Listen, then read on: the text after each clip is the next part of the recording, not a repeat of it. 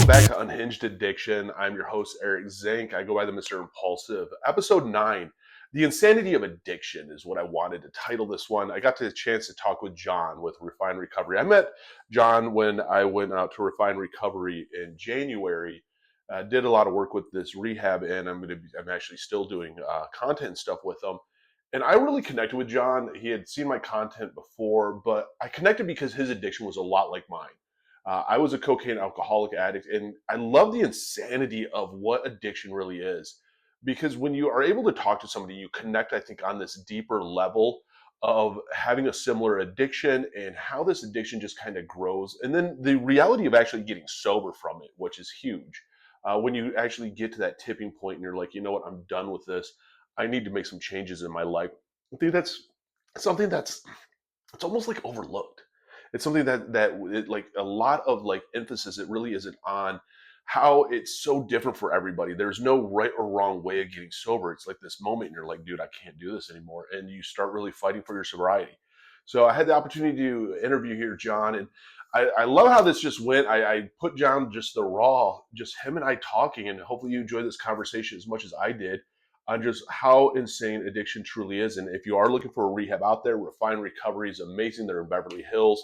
Definitely reach out to them.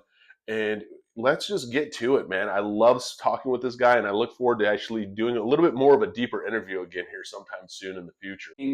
Got a few sponsees, so life Dude, is good. that is rad.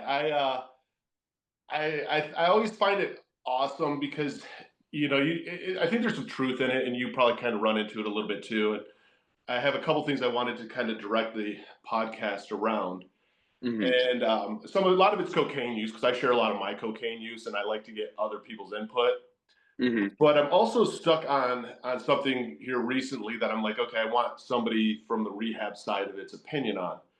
But it's cool when you see people who hit those 18 months and you hit the 2 years and stuff, because it's like, I'm 7.5 years, and you don't forget what it was like, but you do in its own way. Where you're like, fuck, man, I remember what it was like when I was like super proud of like 1.5 years, and I'm like, oh shit, dude, 2 years, like, hoorah. Now I remember the year that just passed here. I was like, cool. Yeah, It's just it doesn't ring the same. for sure. I think there's something that happens when you're like going from counting days to where it just becomes a normal part of your life, where you can kind of get lost in those in between months. Like I didn't like count the day that I got 18 months, and for some people it's a huge achievement, and it is for me too. But I think there's a transition that happens, and I don't know if it's like right at the year or if it's a little bit after the year. It's like the first year you're literally counting every day until you get to that year. You have a party, it's a huge celebration. You get a cake if you're involved in, 12-step style meetings. And there's a part where it just becomes your normal life. And like, to relate it to working in treatment, I literally get to see people at day one every single day. So I'm very much reminded of what it was like for me at day one. So I think that keeps me pretty grounded. But that being said, too, it's important to not lose sight of like my own journey, and become complacent too, like replacing like working some sort of a program with working in treatment, because I'm not working in treatment for me. It's great to give back, but when I lose sight of that is when I start to get kind of resentful, and I'm just like, oh, like I don't want to go to work today. And I just hear people's problems all the time, but I just have to get grounded, especially working for the treatment center that I went to, that like somebody did that for me. And that brings me back to like my baseline of like, I'm just here to help other people. And that keeps me sober and grateful. No, definitely does. And for anybody who watches this podcast, it's Refine Recovery in Beverly Hills. They're amazing. I got the opportunity to meet you and do some TikToks and stuff with you. Your TikToks actually were some of the best performing TikToks so far I did, and Reels too. Yeah. And I think a lot of it has to go, like you and Greg both, man, you could just hear like it's very real, you know what I mean? And it's like, damn, dude. Because you don't realize some of the sides of it, and to have such opposite spectrums of the scale. But like even you said I think part of it too is like you're almost like sobriety that first year almost kind of defines you. And like that's your life. Like you are And I remember what it was like. I was like, okay, I'm on day 78. I'm on day 89. And I was like, yeah, tomorrow is day 90. And it was like, this defined my day every day, defined who I was. It defined all my actions. And I think once you really you grow out of it almost. And you either grow, I think, Mhm. kind of back to addiction, or you grow into the person you're kind of supposed to be. Mhm. As you watch it evolve, and you're constantly reminded, okay, I need to work this, but now you can kind of like pay it forward. For sure, for sure, and it is a growing thing, and recovery is not a linear process, right? It looks different for everybody. Like me and Greg's stories are completely different, but the commonality is like we both felt like we were dying inside. Um, and if you like look at a bottom on paper, it's different for everybody, right? But like that feeling inside is the same, and that's the commonality that we all have as addicts in recovery. But yeah, I mean, working in treatment's a blessing. It's not what I thought my path was going to be. I worked in sales and marketing, and like selling sobriety, I like kind of hate that term because it's not something you sell. It's like Right. something people need to come to themselves. But I guess helping people through that process, because the first 30 days is the hardest, when you take Mhm. away like our solution to our problems, and then it's just problems, like life is unbearable. It makes you want to crawl out of your skin. So working with somebody like Greg, who I didn't go through treatment with, but we would come back and speak on alumni panels together. And then now getting to kind of like transition and help somebody else through that with him is awesome. He's such a rad dude, and his story's so gnarly. Like it's crazy because it's also crazy like when you meet people in recovery, like you can't imagine them in addiction, right? Like we were not using buddies by any means. We're from different Mhm. corners of the country, but I can't even imagine him like getting high. Same with most of my coworkers are in recovery themselves, and I can't imagine them getting loaded. And people tell me that all the time. And it's funny because of all my friends back home and family, I think like they only could imagine me getting loaded for such a long time. Right. Um, No, absolutely. And that's one of the most, I think, amazing things about it is as how people look at it. And you don't realize some of this stuff. And yeah, his stories was amazing. And I think that's also where we kind of like devalue our story though a little bit is we look at mhm, our story and we're like, God, our story isn't what somebody else's is, and theirs is amazing. And we almost like lose track of like how amazing our own sobriety story mhm, is and how impactful it is for others and the importance of sharing your story. You know what I mean? mhm, for sure. Because some people, his story might not quite hit the same way that yours does, or vice Mhm. versa. But I think it's just rad now to see you working at a rehab now. 2 years ago, completely different life.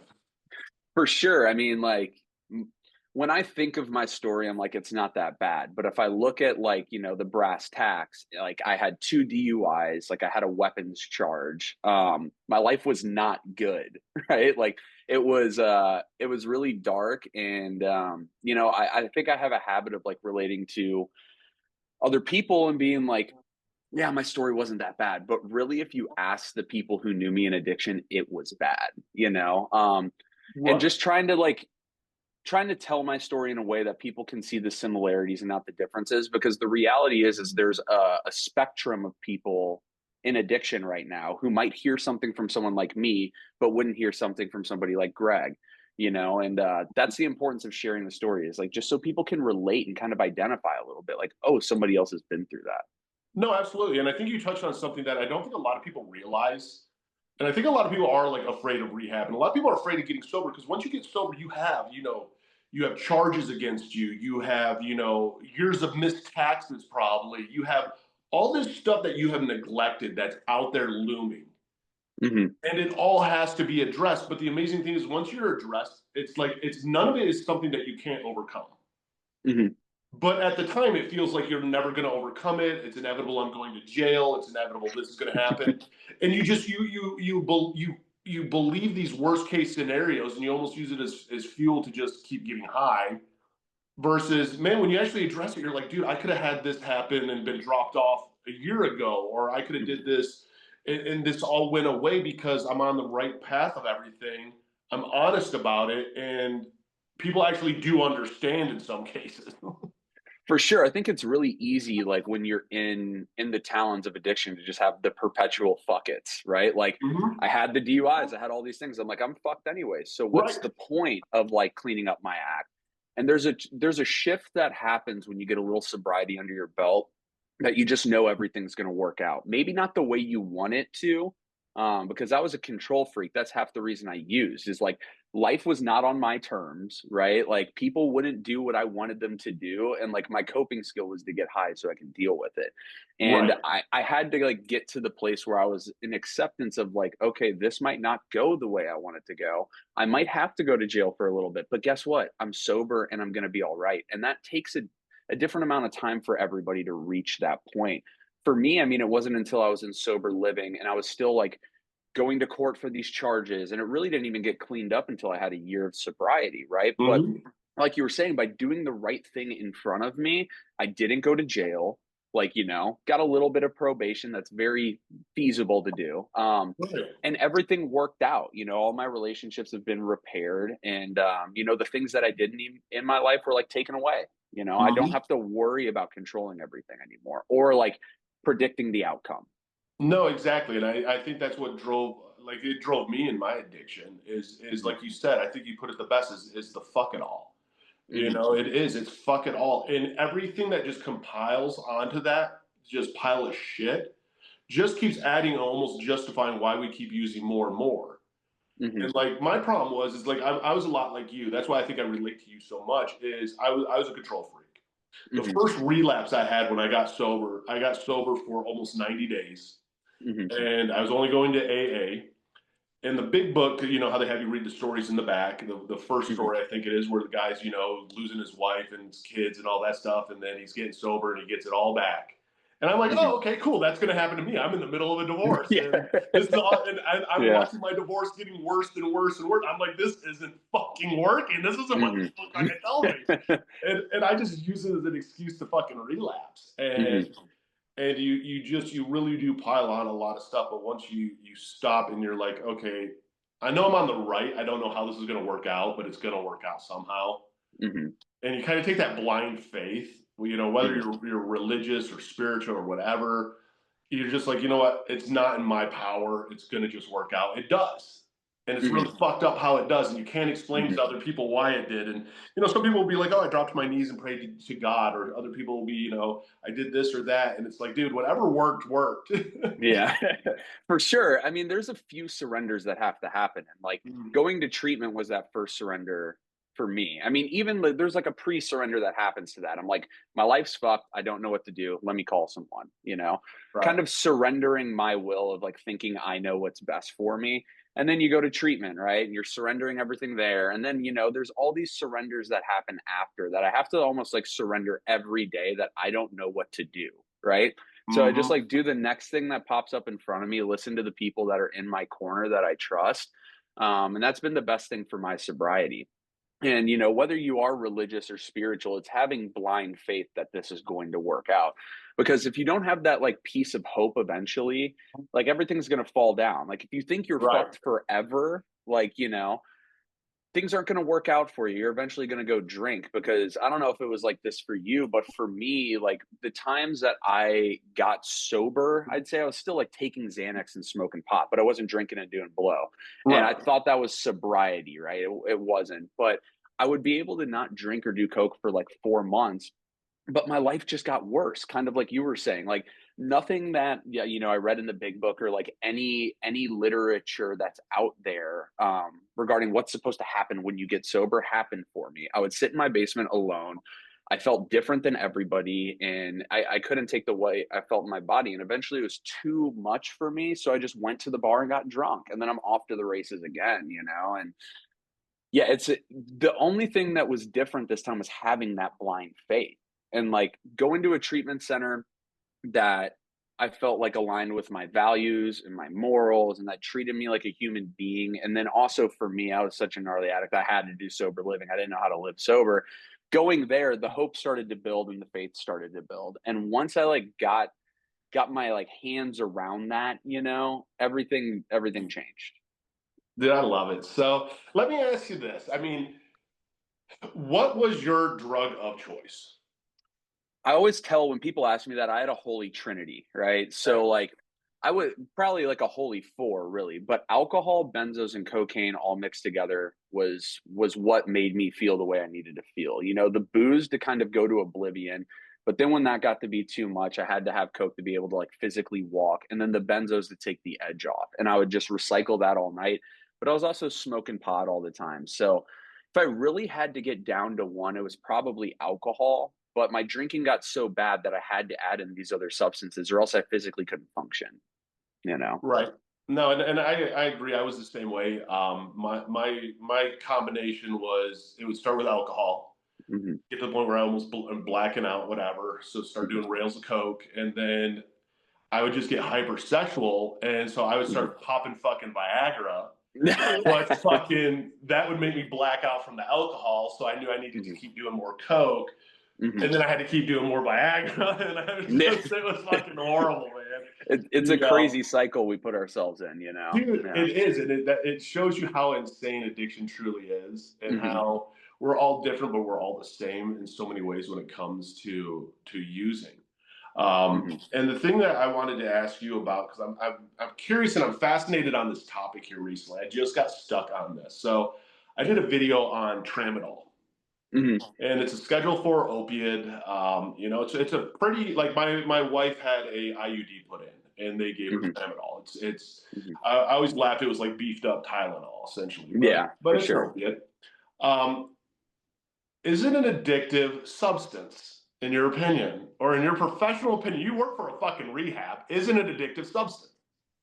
Yeah, I'd argue yes. You know, all opiates have, you know, high potential for addiction, right? Like whether it's tramadol, whether it's fentanyl, right? It affects the same receptors in the brain. So if you're prone to addiction, I mean, it's kind of an interesting concept, right? Like what addiction is. Because if you think about it, I was listening to a podcast, or I think it was a TikTok video, where they were talking about how you know, a bunch of people every single year have to take fentanyl underneath anesthesia, but Mhm. not everybody gets addicted, right? So, like, why do we get addicted? And I think it's a mixture of different things. Like, I think there's a predisposition that happens genetically where some people are wired a little bit differently, but also like how you grew up, like who's in your corner, what your background is, what trauma you have, all of those different things, you know, can really make you prone to addiction. I mean, you see people, they get addicted to diet pills, like Right. anything can be addictive. And I think with opiates specifically, like it really makes people numb out. We live in a world where it's very hard to numb out nowadays. I mean, technology's crazy. We're so plugged in. We have unlimited access to everybody around us, unlimited information, and opiates just take that edge off, right? So Hmm. whether it's tramadol, it's fentanyl, you know, it's oxycontin, like whatever it is, or you're smoking like good old fashioned black tar, like it's all the same thing. It all affects the same receptors in your brain. And I think you really hit on it too. Is we are in a day and age where you can't unplug. I mean, I remember. I mean, I'm 44. I remember coming home like from school or whatever, and there was no hopping on Fortnite with all my friends screaming and yelling. Like I come home now. Like I mean, I work from home, but if I go out, I come home and our son's here. My stepson, he's on. You hear him in the room screaming on Fortnite. You know, Hmm. wife is trolling. You know, sending me some TikToks or reels, and I'm you know you're so connected. It's always bombarding you now that to make the world go quiet is so much harder. I Hmm. definitely agree with you on that aspect, and I did a lot of research into it, and I think you really hit it on the key there too of like even you knowing. I mean, there's genetics that go into it. You know, there's the Hmm. gene swabs that you can do to say why does this medicine affect me different than this medicine? You know, some people can take Hmm. a Tylenol and it really helps them with pain relief. Some people Hmm. take a Tylenol, it does shit for them, but an Advil works. Why? Because we tolerate and have different tolerances. Hmm. And kind of with that said, when it comes to tramadol, which is this low scheduled opiate, I mean, how many people do you see coming into a rehab center for opiates or fentanyl or heroin, any of this stuff that got hooked to this unintentionally? And what I mean by this is doctors don't educate people and say, hey, by the way, here's this. It may or may not work for you. It's an opiate. It is addictive. It's going to hit your brain receptors. When you stop this, you might be in a lot of pain. Don't know. You might Mhm. feel like you had the fucking flu. That is withdrawals, by the way. So we're only Mhm. going to give you 30 days worth. I don't think doctors or anybody really prep people. And so, people go for surgeries and then all of a sudden their pain meds run out and all of a sudden they're in a massive amount of pain and they Mhm. don't think they healed right. And the doctor just writes them another script and another script. And next thing you know, I mean, how often do you see people getting hooked that way? I mean, for me personally, I think this is a lot of people's stories too. The first exposure most young adults have to opiates is when they get their wisdom teeth pulled. Like, think about it. You get a bottle of Norcos, and I remember when I got mine pulled, I took like that whole bottle in a day. I was just popping them like they were Tic Tacs. Nobody educated me on it. Granted, I was already like well on my way to addictive behaviors. I was like 16 when I got them withdrawn, or Huh? taken out.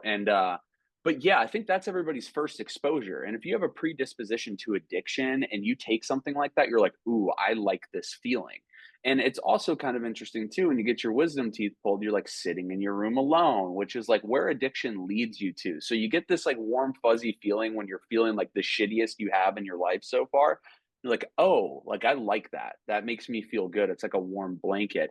So we see a lot of people that either go to like a pain management doctor after a bad hip replacement later years in life, and they try, a hardcore opiate for the first time and they get hooked on it. We see it a lot with benzos too. People who, maybe have flight anxiety or they're going through a tough time in their life and they go to a psychiatrist, they get thrown on Xanax and, Mm. then they're hooked on that too. I think with the opioid crisis and kind of the mainstream media attention it got over the past few years, it's not something we're really seeing in the media right now. That there's a Right. better, yeah, that there's a better understanding about what opiates can do. So there's with a better understanding, there's a healthier fear, especially with how fentanyl is so prevalent now. Like when I came up on opiates, fentanyl wasn't a thing. It was a patch that you got that you're like, this is trash. I can't smoke it or snort it. You know. Right. No, So. that was the thing. Like too, is like I mean, I got sober in 2017. The only fentanyl was a patch, and I started hearing about it in heroin, Mhm. but that was it. That's all. It wasn't cut into cocaine. It wasn't cut into all this other stuff Mhm. out there. Fake pills were still like crushed up like Tylenol, pressed back Mhm. into a different Yeah. shape and being sold to Mhm. you as hydros or whatever Norco. Um, and so it's one of those that I think that they did eventually kind of realize that there is this crisis going on, Mhm. but it's amazing. I think also still even like you kind of hit on the point, like you get your wisdom teeth out and it's acceptable that you're high. People laugh Mhm. about it. Your family's Mhm. laughing about it. Oh, here, take another one of these. It'll make you feel good. And Mhm. it's so acceptable at that moment Mhm. that For sure. you almost think that okay, though this is an acceptable feeling and this does feel good. Mhm. I think that's where kind of my fear actually of opiates came from because when I had my wisdom teeth out, they gave me I forgot what it was. It wasn't. I want to say it was Vicodin or something. And I remember my dad going, "Oh, you must be allergic to codeine," because I couldn't stop throwing up. Mhm. And I was like, "Oh, so majority of my life I thought I was allergic to codeine." Mhm. Later on, I mean, I took many opiates that didn't have codeine or had codeine in and Yeah. found out it wasn't that. I was just Mhm. dizzy and not feeling good. I had an Yeah. infection. Yeah. Luckily it did scar me in that Mhm. sense, so it kept me away from those addictions. But yeah, I think there are so many people that get led down these paths that they don't know what they're getting into, and you just rely on it as a crutch. For sure. You said something important there too. It's like it's socially acceptable to take those things for pain. And if you really think about it, like our society just says it's acceptable if you're in pain to take something. I remember the first time I went to a funeral, like I had a buddy who committed suicide when we were 16.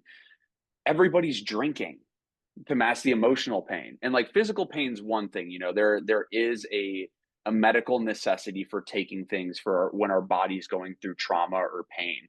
But it also goes to the emotional aspect too. That if you're in pain, take this, you're not going to be in pain anymore. And I think that wires our brains a certain way. whether we have a bad injury and we go to a doctor and you're like, I need something to get through my day, or you have a huge loss, somebody passes away, you get broken up with. We want to fill that pain with whatever's going to make us feel okay. And that was kind of my journey to benzos, was it wiped the Mhm. slate clean. Like I didn't give a shit about what was going on in my life. Like really I did deep down, but I was able to mask it. And when I got into opiates, it was the same thing too. I had horrible anxiety in high school, took Norcos for my wisdom teeth being out, and then that quickly I graduated to OC30s, which Okay. that's a slippery slope. And then back then, like we were kind of talking about, like fentanyl was not a thing, Right. and it started to come around after I graduated high school, and all of like the opiate addicts that I was hanging out with started doing what they called China White, which was really just Mhm. fentanyl, and they were dropping like flies, and that scared the shit out of me enough. And I didn't really like the opiate high as much as I did benzos, cocaine, and booze. And that Right. scared me so bad seeing people die that I just got out of it. And I don't even remember really going through withdrawals because I was on so much other shit that like I just like put that away and I really doubled down on drinking and doing blow. But No, and that's where I think there is, a lot of our childhood, how we're raised, our core beliefs as a human being, I think really direct our addiction in a sense, because just like how you mentioned, your friends dropping like flies. I didn't have any friends drop from heroin, but in my brain, the only way you could use heroin was to shoot it up. mhm, I had a fear of needles. mhm, I've had a fear of needles just until I'm on testosterone replacement therapy now. mhm. And it took months of my wife having to shoot me in the butt twice a day or twice a week, to the point that I can actually now do it in my thigh every now and then. That's Mhm, how bad my fear of needles were. And so I was like, I never wanted to do heroin. I looked at opiates as pills. My dad was a doctor. It's medication. It's not really going mhm, to mess you up. It's just there to help you through whatever you're healing from. mhm. I loved cocaine though because it made me feel unstoppable, took away my Yeah. depression, my anxiety, big mood energy, fucking Mhm, I am going to conquer the world. I had the best mhm. business ideas ever that I Oh never yeah. wrote down, can't remember what they are. Mhm, Fucking amazing, and it's amazing how that does shape our addiction by these different core beliefs. mhm, And I think a lot of us do become addicts, and we really get hooked because it's like you almost find that drug that you don't respect. mhm. You For know, and sure. that's where I was. I guess I was still blown away when I was doing this tramadol stuff, and people are like, it's an people were telling me I was loving it. They're like, it just became in the last year a opioid, and I'm like, no, that's incorrect. Like the incorrect Mhm. information out there. I was just like, oh my god, dude, we as idiots are the reason there's an opiate crisis. Yeah. Like, there's a part of me that just at one point wanted 100% to blame doctors. Mhm. And literally within the last week, I think it was even yesterday, I looked at my wife and I was just like, dude, it's the stupid people that are the reason we have an opiate Mhm. crisis because For people sure. are this dumb. Yeah. Um, and I think that is the thing of like, I didn't realize that as a society of how easily we're swayed by others of, oh, this drink isn't bad. I was watching somebody sent me a link to a YouTube video. This guy was a bodybuilder, big into working out and losing weight, and he did a video on how lean was better to drink than alcohol was, Mm. especially for bodybuilders. Yeah. Oh. And I was like, huh, that's really interesting. I've Mhm. never heard somebody justify drinking lean. In your opinion, what's more dangerous, alcohol or lean? I mean, I think they're both crazy dangerous, but lean will like tear you up from the inside out. Not only is it sugary, destroy your teeth, but it's an opioid. Like you'll get hooked on the thing with lean though too is it's How do interesting people? because That's you just hit on something. I don't think a lot of people, and you get to experience this, and you talk to. I know talk to a ton of people. How do people get hooked on opioids? Sharing your I mean experience talking to people. it's usually masked behind either a doctor or some like societal, trend that's going on. I mean, lean, if you think in the early 2000s, like rap culture and lean were like heavily, I remember like being in high school and somebody would like get sick or get bronchitis and they get like the red lean bottle and we're going to the Circle K gas station and getting Jolly Ranchers and making double cups and it felt cool, Yeah. right? And when people usually transition to fentanyls when they don't feel cool anymore, they're fully Hmm. hooked, right? And it's the same thing where it's like maybe popping a few extra Norcos when you get a prescription from a doctor because you hurt yourself or you had like a procedure where you need it. It's usually like that. People don't go straight into like I want to try fentanyl. Like, Right. especially nowadays, it's pretty scary, or it can be included in other things. I mean, when I set out down like my path to start using drugs and alcohol, I kept moving the goalposts. At first it was I'll never do powders, I'll never do pills. Moved that very quickly. The one, it's funny that you said you had a fear of needles. The one I never moved was being an IV drug user. I was like, I'll never put a needle in my body because I knew I'd die because I go so hard, like head first in to whatever drug I'm trying. But yeah, it's masked, there's all of these layers to addiction, and there's layers to the medications or drugs that we use in addiction. Like with Hmm. tramadol, you might get exposed to opioids through tramadol. Some people now are getting exposed to, what opiates feel like through kratom. They sell it at a gas station, right? Exactly. So there's all of these different levels that happen, because also, like my story, the first time I drank alcohol, it was like a warm Budweiser in the woods we stole from somebody's friend. I didn't think that I'd be drinking a fifth of vodka a day. It's like that slope goes down very quickly. And Mine, that's kind of mine how it was mine happened. was warm Zima. Yeah.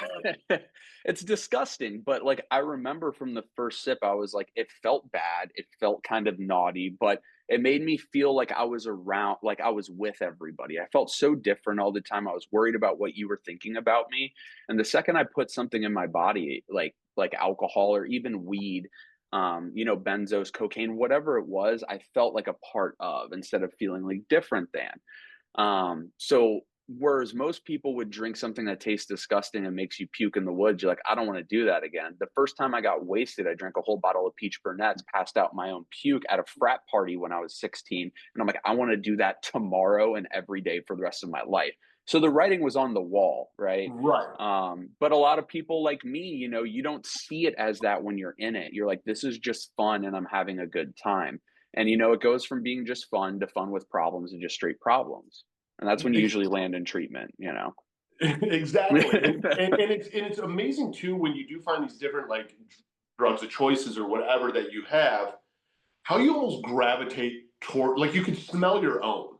Hmm. You know what I mean? Like it is really weird. Like I would meet, salesmen that I would hire, and I find out, they have a Norco problem. They're popping hydrocodones.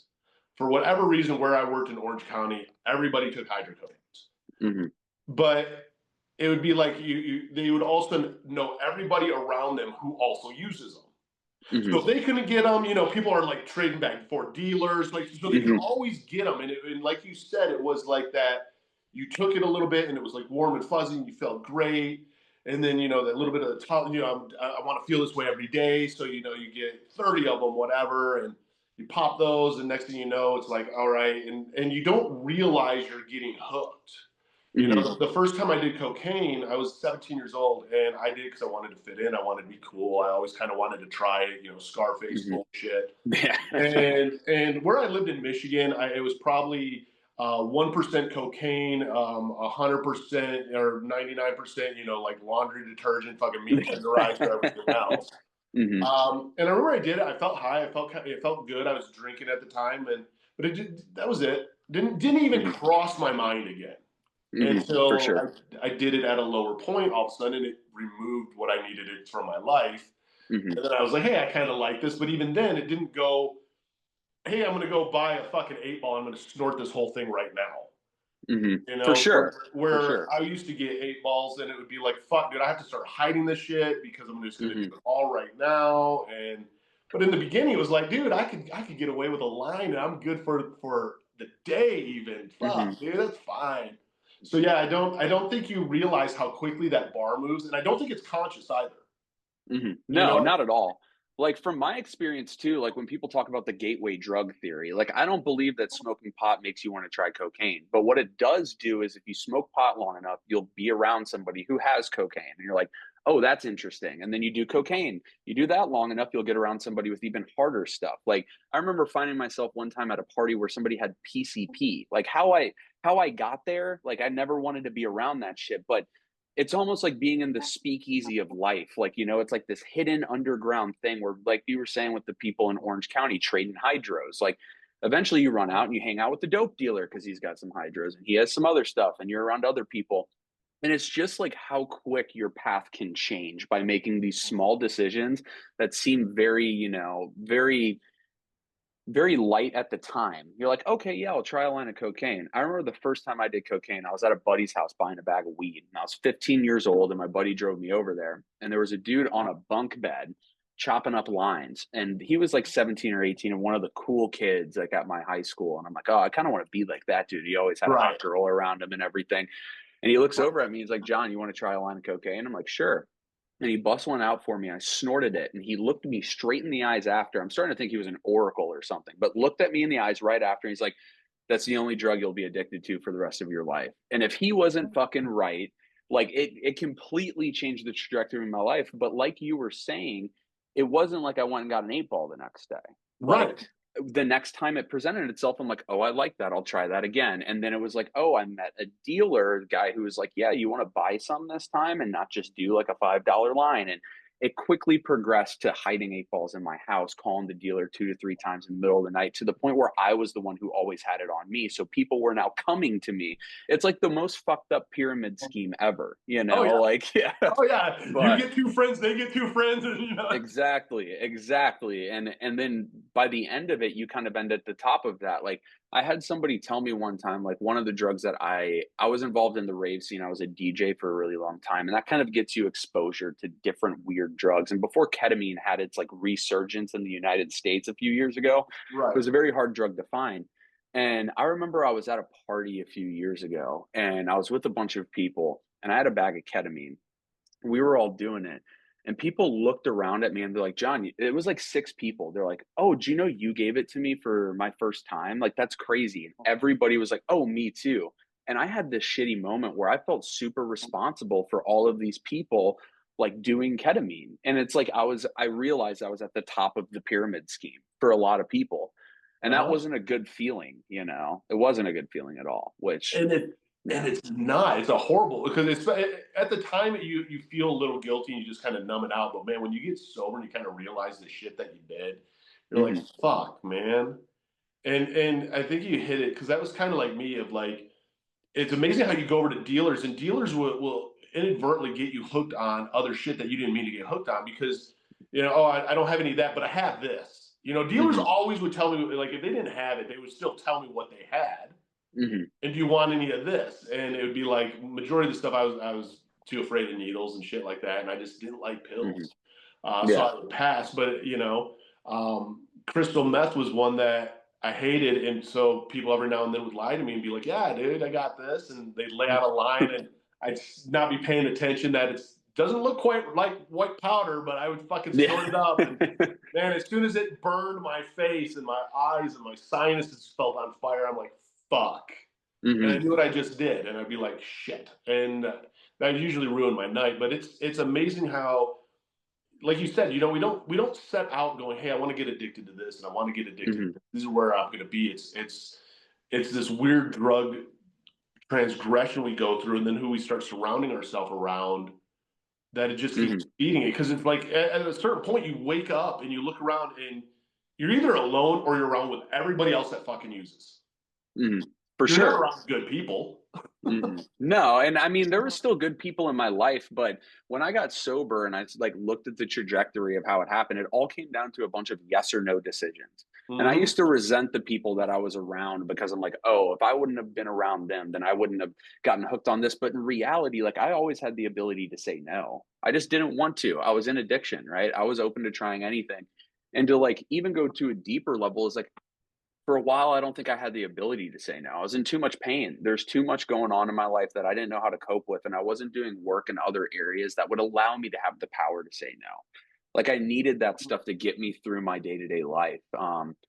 And that's kind of what happens in sobriety is all we do is we take out all the drugs and alcohol. I mean, our trauma, all of like the emotional stuff still there, and we replace it with things in our life that help us cope with that, whether that's like breath work, meditation, therapy, like all of the different modalities we have access to now. And like that's the one good thing about our society is like you can hop on a Zoom therapy call. Like it's Right. very accessible to get these different types of help. And that's what would happen to me was when I tried to get sober, I wouldn't add anything else in. I was just subtracting I was subtracting my solution to my problems out of my life and life got more miserable. So eventually I went back to what I knew. And that's what treatment centers are really designed for is to help you find like what it is that helps you in place of drugs and alcohol, whether it's therapy, whether it's like a 12-step style fellowship, whether it's, I don't know, whether it's breath work, meditation, yoga, like all of these different things, you really get to rediscover yourself, right? Like, because I got hooked to drugs so young that I didn't even really develop into a person who had like healthy hobbies. Like, Right. my hobbies were to get loaded and go do crazy shit. Like, and I love Mhm. that. I was addicted to the chaos of it too. Right, So when the world, because that's yeah, the thing is you don't like out of all the crazy shit you did, how much of it do you really remember?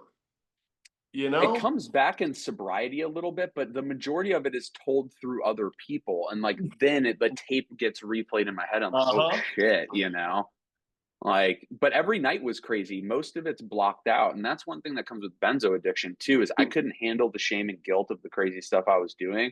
And taking a few bars of Xanax really, it's like blacking out, you know, you wipe that memory clean. Um, and I don't think I would have gotten through all the crazy shit I did had I not been addicted to benzos. I couldn't have sat with myself. Oh, But I'm sure. I mean that's a whole different way, part to go even of addiction when you do have to sit with yourself. And I think you really hit it, of what rehab is. And that's the thing that just it frustrates me so much of how I don't know how the stigma around rehab became what it is. Do you know what I mhm. mean? I know body brokering had something to do with it and all of this, but the people are like they're like afraid of rehab, or if they tried it once, they're like, oh, I went to rehab once, it didn't work for me. Mhm. And so much of it is finding what to replace stuff with and what to add into your life because just like you, we try to get sober so many times, and it's always the same fucking thing. Okay, I'm just gonna quit. I'll delete my dealer's numbers, and I'm gonna go to NA or I'm gonna go to AA. I'll do 90 meetings in 90 days, whatever bullshit. And you're gun ho for 15, 20 days, and then you start fuck this, whatever. That night you don't go, and Mhm. it's that cycle. And when you go to rehab, you really get to walk away from fucking everything and Mhm. try abundance of new things of going, Mhm. what else am I missing? Like it's amazing how many people breath work works. Oh yeah. Like I remember the first time I did breath work, I started like crying and laughing, and it was this deep, like emotional release that I didn't know was possible without drugs and alcohol. It felt like, not to like glamorize what drugs and alcohol did, but it felt like the same as after I drank like a bottle of liquor and just had a healthy cry, which is like where my addiction took me to. But the breath Right. work did it in like a holistic way. And it Mm-hmm. really unlocked a different like chapter in my sobriety where I was able to like cope with these things. Because at first when we get sober, I don't think we know why we're in pain. And Right. like through these other modalities, we're able to release that while we're also getting to the root cause through therapy. And that was super beneficial to me. And kind of like you were saying, it's like keeping up, like when you stop doing the things that make you feel good, momentum's a motherfucker either way. Mm-hmm. I tell all of our clients that. So it's like when you leave treatment, what are you going to do to keep that same momentum? Because the second you stop building, you're going right back down. And if you're not doing like whatever your daily reprieve is, whether it's 12-step fellowship or it's breath work or it's therapy or it's, whatever that looks like for you, the second you stop doing that, you're falling backwards. It's like, what are you going to do to keep this momentum going? Or else you get complacent, which happens to a lot of people once they get a year or two of sobriety. Oh no, tremendously. I know a lot of people get a year of sobriety or 2 years of sobriety, and then they end up relapsing or whatever because Hmm. you get complacent with it, you don't respect it, and you also don't heal everything too. I mean, Hmm. I was 5 years into my sobriety, and I'm at a fucking AA meeting, sobbing like my life fucking sucks. I hate Hmm. like my life got better, but I'm fucking sober and I hate my fucking life still. Hmm. Realizing, oh my god, I have a lot of trauma I had to deal with. I didn't realize that, and then once I dealt with the trauma, oh my god, guess what? I'm a lot happier, and I don't have urges Yeah. and stuff. Fuck, Hmm. that might have been a problem. Hmm. Um, and that's where I even tell people like if I could do it again, I would go to rehab. Hmm. But again, finding the right rehab. That's why I think Refine is great because they actually care, and it's focused on recovery instead of on just getting through 30 days. For sure, and I think that there's like a real value to the owner operator model. Like I've been to a ton of Mhm. different treatment centers that are, owned by some huge healthcare company, and you don't get the level of care you get where it's owner operated. Right. Because those people tend to usually be recovering addicts or alcoholics themselves. So they understand what it's like to come in your first day of treatment. And there's a disconnect when you go to a big facility where you're just a number at. It works for some people. But every time I'd go there, they'd give me like a syllabus. The group seemed recommended, not required. Like I really needed somebody who was invested in my recovery to push me, right? And Refine did that for me. And seeing the owners in there every day, interacting with them, I could feel that this was like their baby. It's something that they wanted to give back to other people because somebody did it for them, right? And Right. that's a huge gap in the industry It, is missing people like that. it really is, and I think you even put it great in that aspect of, you know when we get sober, because even when I got sober first, I needed to be told what to do. And Hmm. it wasn't because I was weak minded or any of this other stuff. You're fucking broken. Hmm. And if you need just this basic direction of, okay, you need to go here, you need to go here, you need to do this, and it would be like, okay, I need to, and I would just focus on that. Then you know what I mean? Hmm. Because you're so out of everything, and that's why I Hmm. think it's important where we don't get, especially when you're getting sober. I don't think optional things are great. No, no, I we don't think need that really works very well for you. no, we need structure. And I mean, Yeah. that's what 12-step fellowships are designed to do. I remember like the moment of clarity I had when I came into treatment this time was a gnarly relapse visiting my grandma. And I had been to treatment so many times. The one thing I never did was sober living. And I also didn't want to do it because I had a job, I had a townhouse, like things were pretty good on the outside.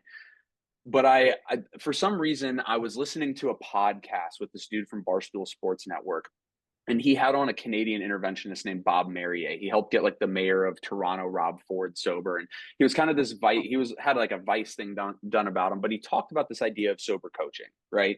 Where Uh-huh. you need somebody to hold you accountable, and he was talking about that on the podcast. So when I was like, I don't need to do treatment again. Let me just call this company and see if I can get a sober coach. And I called him and I told him my story, and I was like, yeah, Bob, I've been sober for 3 months. And he's like, wait, didn't you just tell me you were smoking weed and taking Xanax? He's like, listen here, kid. You don't know how to fucking live sober. You've never drawn a sober breath in your life. And that was the first direction that hit me. I was like, oh, wow, this dude is like not talking to me like some, clinician. He's talking to me like a human being. And he Right. gave me the direction that, dude, you need to go to sober living and you need to get detox because you're going to die if you detox alone. And that was the first like direction that I took and I just ran with it. But you try and fight for your power back at a certain point too. That kind of happened when I got a few weeks sober and I'm like, oh, I'm good. I can make decisions for myself. And I was quickly, all you have to do is quickly remind yourself of that pit inside of you the second you walk through a treatment door or you go to a meeting, whatever like your recovery looks like, how beaten down you felt. And if you can remember that feeling, I always tell our clients, I wish I could put that lightning in a bottle and give it to you. And so that way, whenever you think about using drugs, you can break it and feel that feeling again. Because if you Right. can remember how bad it was, you'll never go back to drinking. But the second you lose sight of that, it's off to the races. Oh no, it absolutely is, and it's amazing how it can get there so quickly. But it is, we like you said, and it's not those weak moments. It's just somebody to smack you in the face of just, Hmm. this is what it is. Because I don't think we were ever taught really what peer pressure is, even.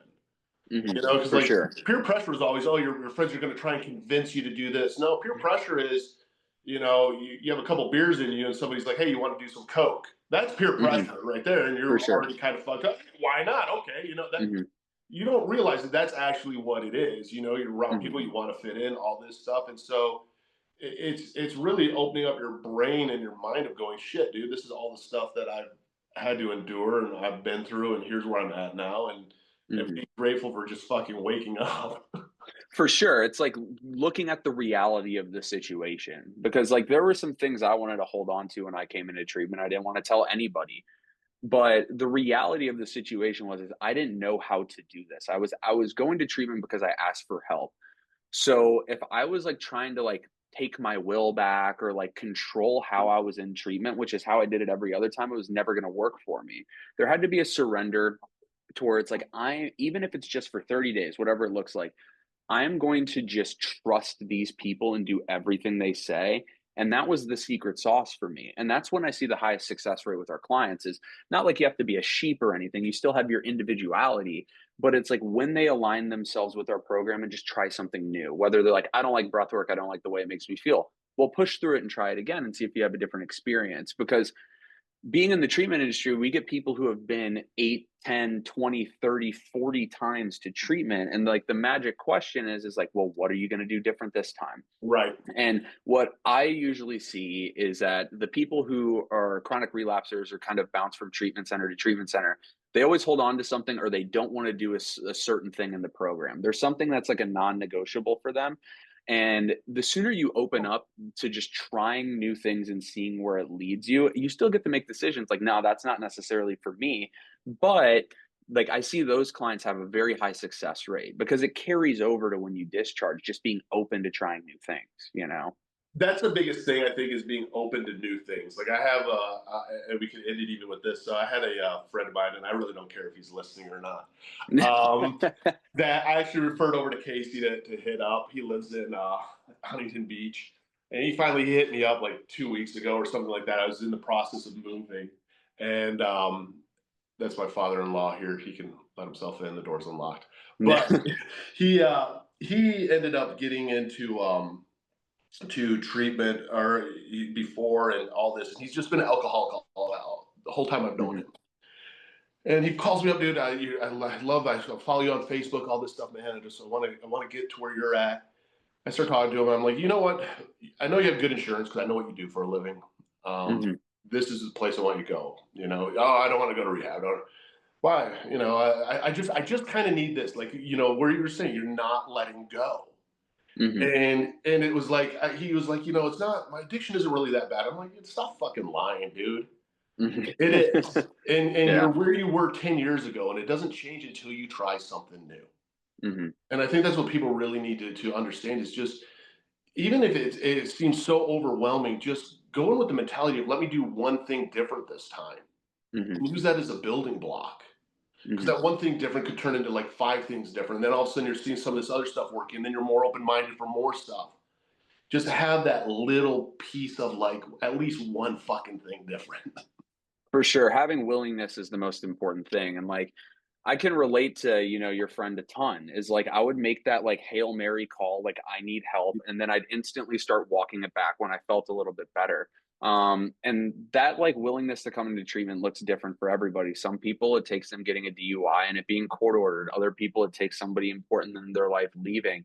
But yeah, I mean, I would implore anybody like struggling, you know, like that to just take the leap of faith. If you have insurance that will cover you going to treatment, if you really look at it, it's like it's 30 days of your life to get the rest of your life back. And how many times as adults do we get to take a 30-day vacation where you have a case manager who's going to handle all your outside stuff? Granted, it's not a true vacation. There's a lot of work to be done. Think of it more as a retreat, like a self-help retreat, but you have all of these people here to support you. And I think for a lot of addicts, we're so used to doing things on our own for a long time, and it works like that, that we're not comfortable getting help from other people. Because, No, exactly. and that's like the biggest thing that I see, like, you know, people who are resistant to coming into treatment is like, I've got this all figured out. And it's like, well, if you're calling me, you probably don't. And that's okay. Yeah. It's all right to not know how to get sober. We can work with that, you know? Exactly. Well, I appreciate it, brother. Yeah, thanks, man. I will be in touch with you. I'd love to do it even again, and just you're fun to talk with. Yeah, man. Because you got energy, dude. I love it. I'm glad that you're doing good, dude. Yeah. I think it's pretty fucking rad. Yeah, life's better than it's ever been. You know, this isn't the life that I like saw for myself, but it's the life that I have, and I wouldn't trade anything for it, you know? Right. And yeah, I appreciate you giving me like a platform to kind of talk about, you know, what's going on with me and what's going on in our world with addiction. I feel like what you're doing is awesome because not a lot of people are comfortable speaking out about what's going on with them. And if one or two people hear this and, you know, or hear your story, my story, and there's something they can latch on to or see something in, you know, in you or me that like, oh, I kind of want to do what that guy's doing. You know, that's worth it for me to share my story. And yeah, thank you again for having me on. Down to come on anytime. So Awesome, brother. Well, we will be in touch, man. I appreciate you. all right. Thank you, Eric. We'll Later. talk soon.